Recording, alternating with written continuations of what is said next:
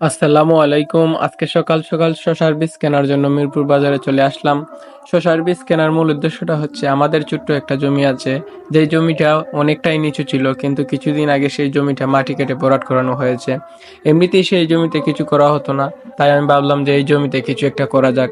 তাই সকাল সকাল চলে গেলাম মিরপুর বাজারে, সেখানে গিয়ে হাইব্রিড প্রজাতির 3 প্যাকেট শসার বীজ নিলাম। হাইব্রিড প্রজাতির বীজ নেওয়ার কারণটা হচ্ছে শসার বীজ রোপণের ঠিক 50 থেকে 60 দিনের মধ্যে গাছে ফুল ও ফল চলে আসে।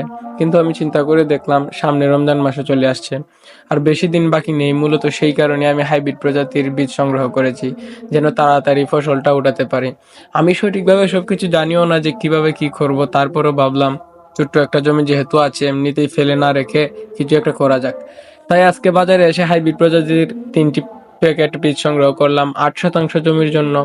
অবশ্যই আপনারা কমেন্ট করে জানাবেন 8 শতাংশ জমিতে 3 প্যাকেট বীজই হবে, না আর একটু কম বেশি করা লাগবে। আর আপনারা যে যেখান থেকে আমার ভিডিওটি দেখছেন, সবাইকে অসংখ্য ধন্যবাদ আপনার মূল্যবান সময় নষ্ট করে আমার ভিডিওটি দেখার জন্য। আর যদি ভিডিওটি দেখে আপনাদের কাছে ভালো লেগে থাকে তাহলে লাইক কমেন্ট শেয়ার করে যাবেন। আর যদি আমার পেজটিতে নতুন হয়ে থাকেন তাহলে আমার পেজটি ফলো দিয়ে পাশে থাকুন। অবশ্যই আপনারা বলে যাবেন যে এই শীতকালে কোন জাতের বীজ সংগ্রহ করলে ভালো হতো। আমি মূলত থাইল্যান্ডে এক হাইব্রিড প্রজাতির বীজ সংগ্রহ করেছি। আপনারা অবশ্যই বলে যাবেন এই শীতকালে কোন প্রজাতির বীজ দিয়ে ফসল ফলালে তাতে ভালো ফলন আসতে পারে। মূলত কৃষিকাজ আমার একটু ভালোই লাগে বলতে, এই যে ধরুন শাকসবজি ফলানো এইসব আর কি। মূলত বিক্রি করার জন্য কোনোদিন শাকসবজি ফলানো হয়নি।